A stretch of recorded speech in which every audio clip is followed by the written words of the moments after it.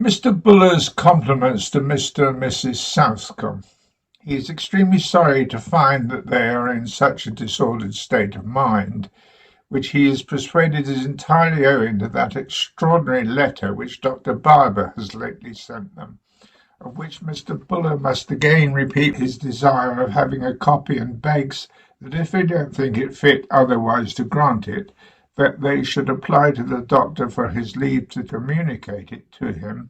Mr. Buller begs that Mr. and Mrs. Southcombe would endeavour to compose their minds so that reason might hold its due restraint over their passions, and in order thereto he wishes that they would take a ride tomorrow somewhere near the city of Exeter, where they might consult with such physicians as have been most conversant in the practice of inoculation in this county.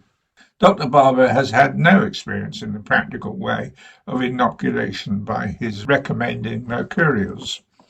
Mr. Buller is persuaded he is very little acquainted with the theory of it, for mercury, by its great momentum, is apt to increase the velocity of the blood, which is a thing that is chiefly to be avoided in the preparation for inoculation, and therefore the most eminent physicians prescribe only the most cooling purges. For though Mr. Buller has had a very numerous eruption, yet he has in all circumstances had the disorder in the most favourable way, for which under God he thinks himself greatly indebted to the care, skill, and integrity of Mr. Tossell. Mr. Buller had a little but very far from violent pain in his head, but he has during the whole course of his disorder hardly perceived the least pain in his back, sickness of his stomach, or any internal heat whatsoever.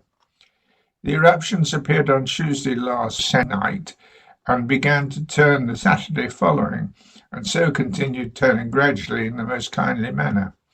Mr. Buller sat up yesterday for the first time, has been up near 5 hours this day, and continues to gain strength as fast as he can possibly wish.